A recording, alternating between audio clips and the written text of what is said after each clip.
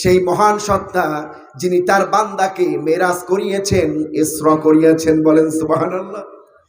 দেখুন সূরা বনী ইসরাইলের এই আয়াতে আল্লাহ পাক সুবহানা শব্দ ব্যবহার করেছেন। কি শব্দ ব্যবহার করেছেন? সুবহানা। এর অর্থ হলো পবিত্র। এর অর্থ কি? এখন আমরা সবাই আল্লাহকে কি বলি? আল্লাহ পাক। আল্লাহর চাইতে উত্তম পবিত্র আর কেউ আছে বলেন? আল্লাহর নামই তো সুবহানা, বলেন সুবহানাল্লাহ। আল্লাহ পাক তো নিজেই তো পবিত্র, এরপরে আল্লাহ পাক কেন সুবহানা শব্দ দিয়ে মেরাজের কথা আলোচনার সূচনা করলেন? এর কারণ হলো মেরাজের যে ঘটনাটা ঘটেছে এটা অত্যন্ত কঠিন একটা ঘটনা। কি ঘটনা? এটা সাধারণ কোনো মানুষের দ্বারা সম্ভবপর নয়, কোনো জিন দ্বারা সম্ভবপর নয়, কোনো ফেরেশতা দ্বারা সম্ভবপর নয়, এটা একমাত্র আল্লাহ দ্বারাই সম্ভব, বলেন সুবহানাল্লাহ। এই জন্য আল্লাহ রাব্বুল আলামিন সুবহানা শব্দ দিয়ে আল্লাহ পাক যে দুর্বলতা অক্ষম থেকে মুক্ত, বলেন সুবহানাল্লাহ, দুর্বলতা অক্ষমতা থেকে মুক্ত এ কথা বুঝিয়েছেন। ও দুনিয়ার মানুষ শোনো, এই যে মেরাজ আল্লাহ ঘটালেন এটা আল্লাহ রাব্বুল আলামিন ঘটিয়েছেন যিনি সমস্ত দুর্বলতা অক্ষমতা থেকে মুক্ত, বলেন সুবহানাল্লাহ। ভাইরা আমার, বাবাজিরা আমার, আপনার আমার নবী বিশ্ব নবী জনাব মুহাম্মদুর রাসূলুল্লাহ সাল্লাল্লাহু আলাইহি ওয়াসাল্লামের বয়স তখন 50 থেকে 51 বছর। 50 থেকে নবুয়তের 10 বছর অথবা 11তম বছরে তিনি তার ফুপুই উম্মে হানির বাড়িতে ছিলেন। কোথায় ছিলেন? উম্মে হানির বাড়িতে ঘুমাচ্ছিলেন, বেড়াতে গিয়েছিলেন। রাসূলুল্লাহর অন্যতম বৈশিষ্ট্য হলো রাসূলুল্লাহ আত্মীয় স্বজনের প্রতি খেয়াল রাখতেন, বলেন সুবহানাল্লাহ। আত্মীয় স্বজনের প্রতি খেয়াল রাখতেন, আত্মীয় স্বজনের খোঁজ খবর নিতেন। রাসূলুল্লাহ বলছেন, যে ব্যক্তি রক্তের সম্পর্ককে রক্ষা করে না তার ফরজ এবং ওয়াজিব আল্লাহ কবুল। আমার সাথে বলেন, এখানে অনেকে আছেন ভাইয়ের সাথে সম্পর্ক নাই, আছে না?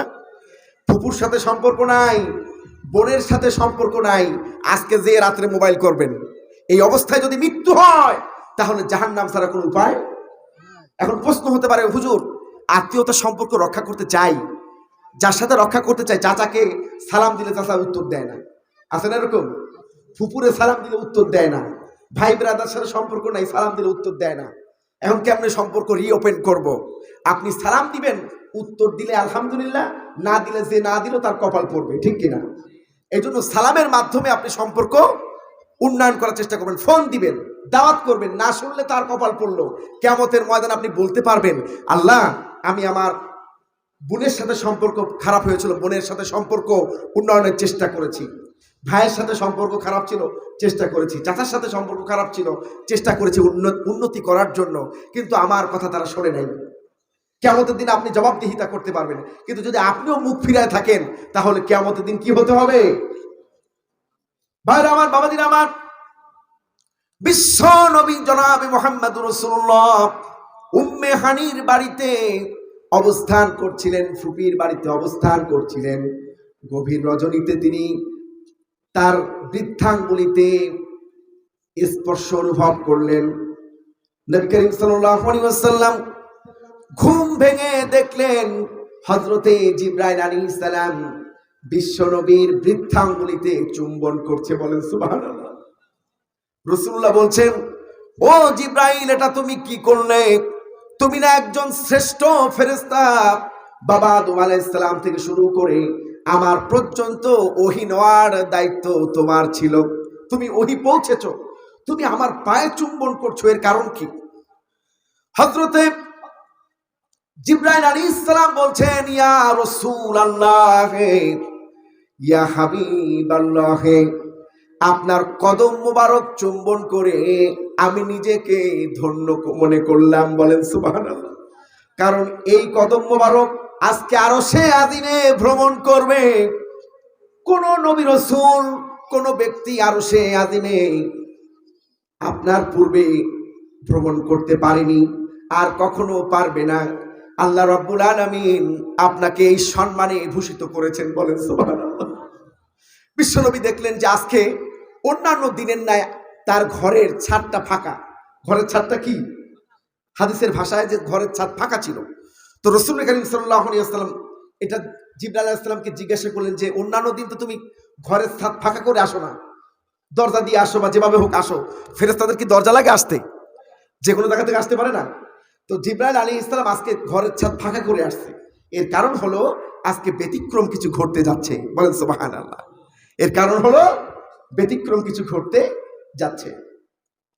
বিশ্বনবী জনাবে মুহাম্মদুর রাসূলুল্লাহ সাল্লাল্লাহু আলাইহি ওয়াসাল্লাম তিনি বাইরে বেরিয়ে আসলেন, ওযু করলেন, ওযু করে লক্ষ্য করলেন বোরাক হাজির। কি হাজির? এই বোরাক বারকুন শব্দ থেকে উৎপত্তি, এর অর্থ হলো বৈদ্যুতিক গতি সম্পন্ন। এই বোরাকটা আমাদের দেশে বিভিন্ন এলাকায় গ্রামগঞ্জে দেখা যায় যে একটা ঘোড়ার মতো ডানা আছে, মাথাটা মেয়ে লোকের মতো আছে না এরকম, আর নিচে লেখা থাকে হাজা বোরাকুন নবী সাল্লাল্লাহু আলাইহি ওয়াসাল্লাম। এটা একটা বানোয়াট বিষয়, বোরাক ওই রকম ছিল না। হাদিসের ভাষায় বোরাক হলো খচ্চরের চাইতে বড়, ঘোড়ার চাইতে ছোট, এরকম একটা প্রাণী। এরকম একটা প্রাণী আল্লাহ রাব্বুল আলামিন তার হাবিবের জন্য স্পেশালি তৈরি করলেন, বলেন সুবহানাল্লাহ। রাসূলুল্লাহর মেরাজের সূচনা হয়েছিল তায়েফে, যখন বিশ্বনবী জনাবে মুহাম্মদুর রাসূলুল্লাহ দ্বীনের দাওয়াত দিতে গেলেন। তায়েফবাসী গ্রহণ না করে রাসূলুল্লাহর উপরে পাথর নিক্ষেপ করে রাসূলুল্লাহকে ছন্নছাড় করলো, রক্তাক্ত করলো। তখন নবী করিম সাল্লাল্লাহু আলাইহি ওয়াসাল্লাম বারবার আসমানের দিকে তাকাচ্ছিলেন।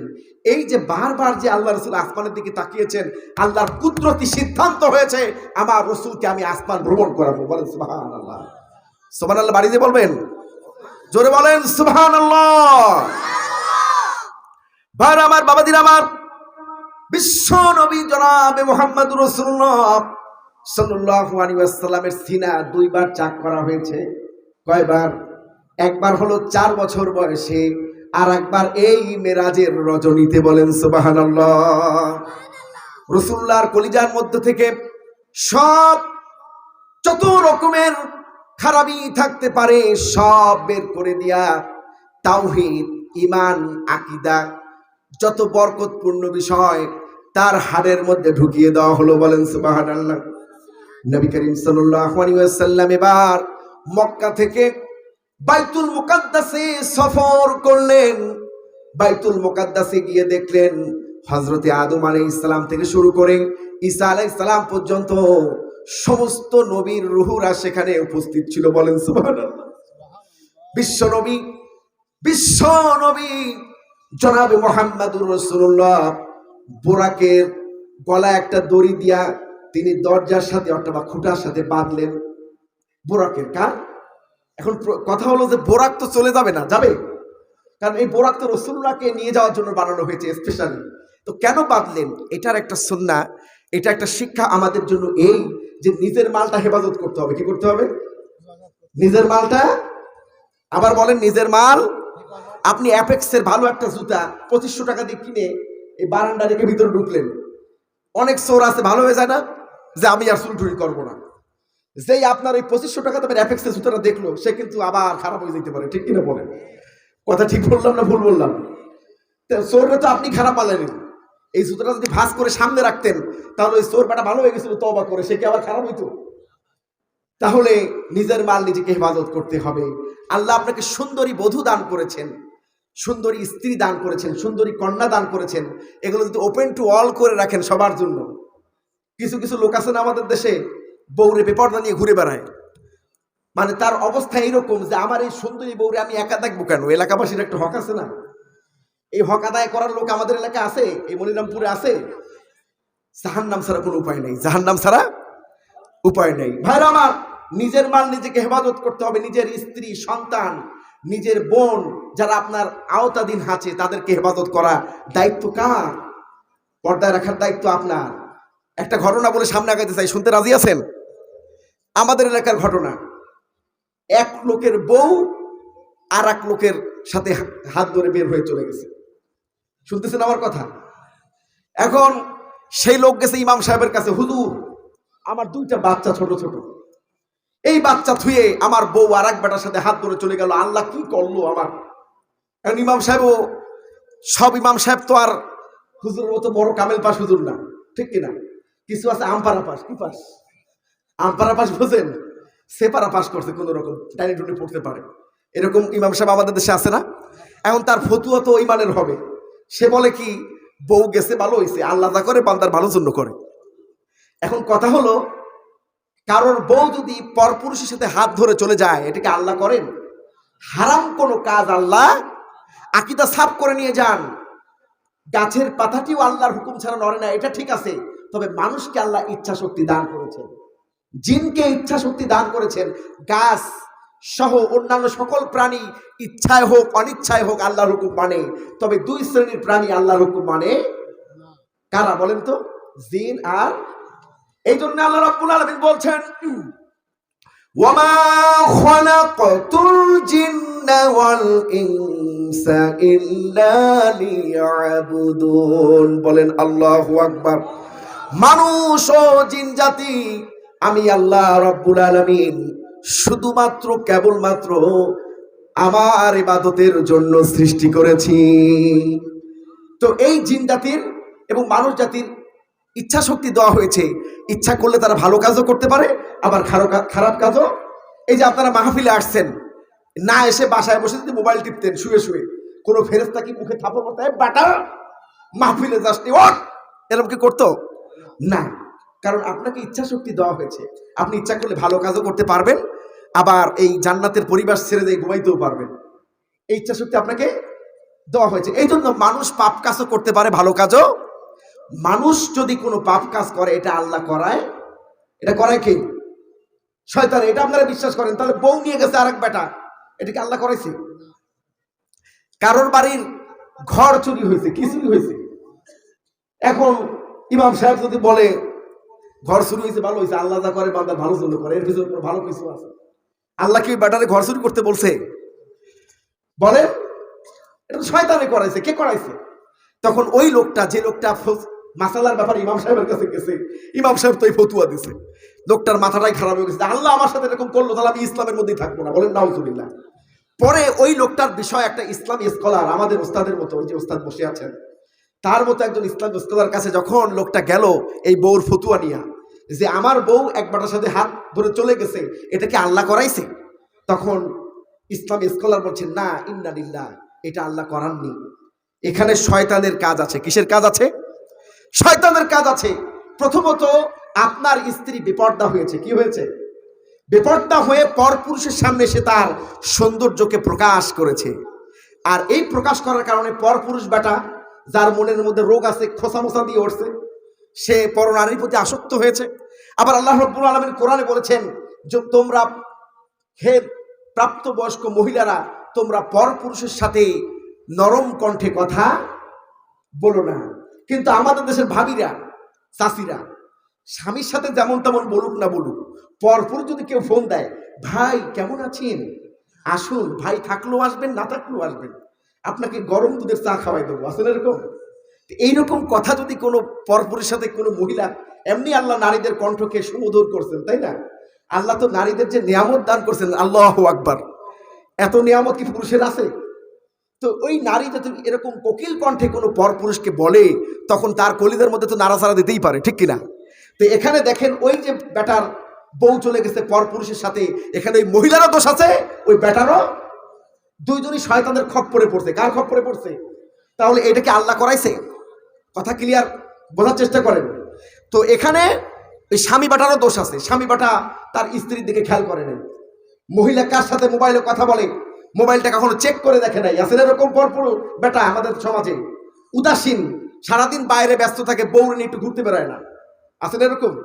স্ত্রীকে সময় দিন, না হলে কিন্তু আপনার কপালেও দুর্ভাগ্য আছে। বউরে সময় দেন। বিশ্ব নবী দিয়েছেন। কে দিয়েছেন?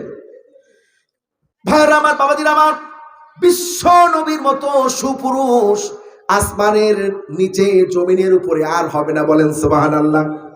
এত সুন্দর চেহারার মানুষ আমাদের মা উম্মুল মুমিনিন হযরতে আয়েশা রাদিয়াল্লাহু তাআলা আনহা বলেছেন, যে সমস্ত রমণীরা ইউসুফ আলাইহিস সালামকে দেখে হাত কেটে ফেলেছিল, তারা যদি বিশ্ব নবীকে দেখতো, হাত কাটতে কাটতে কলিজা কেটে ফেলে দিত, টের পেত না।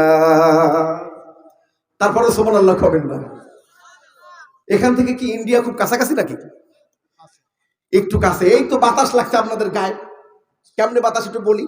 আমি প্রথম যেবার ফুরপুরা পীর সাহেব তার নাম হলো আবু বকর সিদ্দিক রহমাতুল্লাহ আলাইহি, যিনি মরহুম পীর সাহেব হুজুর। তার মেয়ের ঘরের নাতি মাওলানা মুফতি আশিকুল আলম সাহেবের দাওয়াতে আমি প্রথম যেবার মুর্শিদাবাদ সফর করলাম, নিশ্চিন্তপুর মাদ্রাসায়, ওখানে আমি মেহমান হিসাবে গেলাম। হাজার হাজার জনতা হয়েছিল, বলে না সুবহানাল্লাহ। তা আমি তাদের উদ্দেশ্যে বললাম, তোরে বলেন সুবহানাল্লাহ, আস্তে পিন পিন পিন পিন করে সুবহানাল্লাহ। আমি বললাম সর্বনাশ, আমার বাংলাদেশিরা সুবহানাল্লাহ বলে মাঠ পেরিয়ে, পুকুর পেরিয়ে, খাল পেরিয়ে 1 মাইল দূর দিয়ে শোনা যায়, আর আপনারা মিন মিন মিন মিন করছেন কেন? ওই হুজুর বলুন, আমরা শুনছি। মানে তারা এটা অভ্যস্ত না, জোরে সুবহানাল্লাহ, জোরে আলহামদুলিল্লাহ বলার অভ্যস্ত। এই আমির হামজা ভাই, তার সাথে আমার প্রায় কথা হয়। আমির হামজা ভাইকে তো আপনারা চেনেন না? হক কথা বলার জন্য ভাইকে 3 বছর জেল খাটতে হয়েছে। আমির হামজা ভাইকে গ্রেপ্তার হওয়ার পূর্বে তাকে আমি বলছিলাম যে ভাই, আপনাকে আমাকে ভারতে দাওয়াত দিয়েছে একই মঞ্চে, চলুন 2 ভাই একসাথে সফর করি। আমির হামজা ভাই বললেন, সেলিম ভাই আমি এই দাওয়াতটা নিতে পারছি না। কারণ কি? আমি ইন্ডিয়ায় আর যাবো না। কেন? 2-3 ঘন্টা ওয়াজ করি, গলা ফাটাইয়া একটা লোক সুবহানাল্লাহ কয় না, আলহামদুলিল্লাহ কয় না। কতক্ষণ একা একা চিল্লাম যায়। এই জন্য যদি কমিউনিকেশন না হয় তাহলে বক্তা কথা বলে মজা পায় না, ঠিক কিনা? এই জন্য আমির হামজা ভাই ইন্ডিয়া যা বাদ দিয়ে দিয়েছে, ইন্ডিয়া সে যায় না। কারণ ইন্ডিয়ার শ্রোতারা সুবহানাল্লাহ কয় না, আলহামদুলিল্লাহ কয় না। তো মনিরামপুর থেকে মনে হয় ইন্ডিয়া বেশি দূরে না, সেই বাতাস আপনাদের গায়ে লাগছে। এই জন্য আপনারা মিন মিন মিন মিন করছেন। ওই যে ময়ূখ রঞ্জন নাকি আছে না এক সাংবাদিক, আমাদের ডক্টর ইউনূসের বলে কি মিন মিন মিন মিন করে, সে কি করে? আমি বলি বেটা, সে মিন মিন করলেও তোর দেশের প্রধানমন্ত্রী চাওয়ালা, আর আমার দেশের প্রধানমন্ত্রী ডক্টর ডিগ্রি, ঠিক কিনা? আমি চাওয়ালাদেরকে ছোট করছি না, কিন্তু পড়াশোনা যে জানে তাকে তো ভালো বলতে হবে, ঠিক কিনা? আমার দেশের প্রধানমন্ত্রী নোবেল জয়ী প্রধান উপদেষ্টা, তোর দেশের চাওয়ালা প্রধানমন্ত্রী খালি মুসলমানদের পিছনে লাগে, ঠিক কিনা বলেন? কথা ঠিক বললাম না ভুল বললাম? এই জন্য আমরা আয়তনও ছোট হতে পারি, তোদের চাইতে আমরা শক্তিশালী, ঠিক কিনা? কারণ তোদের একটা জিনিস নাই, সেটা ঈমান নাই, আর আমাদের ঈমান আছে, ঠিক কিনা? 313 ওদিকে 1000 দৌড়ে কুল পায় নাই, ঠিক কিনা? তো আমাদের 20 কোটি, তোদের 100 কোটি হিন্দুর সাথে লড়াই করতে প্রস্তুত আছে যদি প্রয়োজন বোধ করি, ঠিক কিনা? আমার দেশের হিন্দুরা আমাদের পক্ষ হয়ে তোদের বিরুদ্ধে লড়বে, কারণ আমাদের হিন্দু ভাইরা আমাদের প্রশংসা করে, ঠিক কিনা? কারণ এই দেশে তারা সবচেয়ে শান্তি এবং নিরাপত্তায় থাকে, কারণ ইসলাম সকল ধর্মের লোককে নিরাপত্তা নিশ্চিত করে। ঠিক বললাম না ভুল বললাম? ঘটনা মনে আছে তো? এখন ওই লোকের ফতুয়া কি ঠিক হয়েছে বলেন?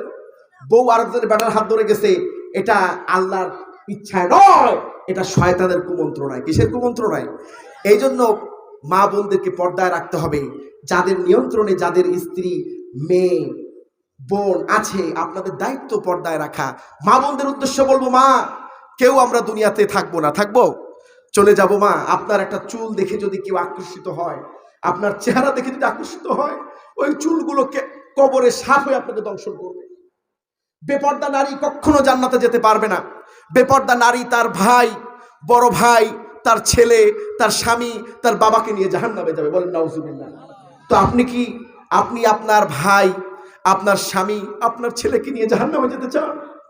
এই জন্য আমি আপনাদের পায়ে হাত দিয়ে বলবো, আমার মা, আমার বোনেরা, আমার ভাবি সাহেবরা, আপনারা বেপর্দা হবেন না।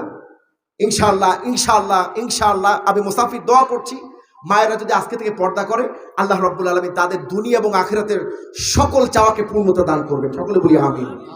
ভাইরা আমার, আলোচনা মনে আছে তো? বিশ্ব নবী জনাবে মুহাম্মদুর রাসূলুল্লাহ সাল্লাল্লাহু আলাইহি ওয়াসাল্লাম মালকে হেফাজত করলেন, তা হলো তার বোরাককে দড়ি দিয়ে বাঁধলেন, বলেন সুবহানাল্লাহ। এরপরে বিশ্ব নবী জনাবে মুহাম্মদুর রাসূলুল্লাহ বাইতুল মুকাদ্দাসে প্রবেশ করলেন। সমস্ত নবীর রূহ সেখানে উপস্থিত ছিল, সকলে রাসূলুল্লাহকে ইমামতি করতে বললেন।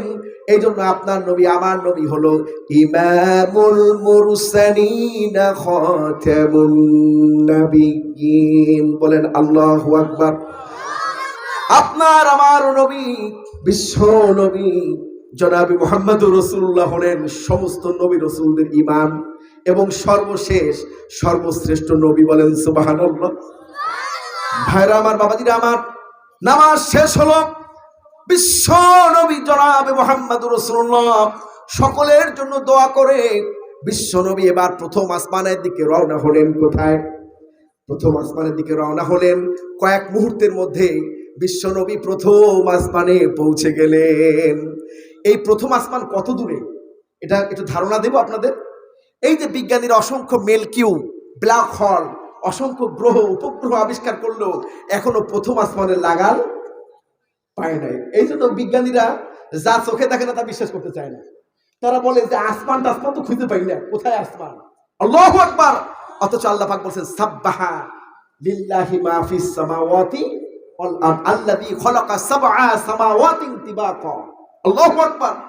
আমার এই সৃষ্টি 7 আসমানের মধ্যে কোনো ভুল ত্রুটি যদি পাও তাহলে তোমরা দেখো, খুঁজে বের করো, পারবে না। বলেন সুবহানাল্লাহ। ভাই আমার, বাবাজিরা আমার, প্রথম আসমানে বিশ্ব নবী যখন পৌঁছে গেল, প্রথম আসমানে দায়িত্বরত ফেরেশতারা বলতে লাগলো, তোমরা কারা? হযরত জিবরাইল আলাইহিস সালাম বলছেন, আমি জিবরাইল, আর আমার সাথে বিশ্ব নবী জনাবে মুহাম্মদুর রাসূলুল্লাহ।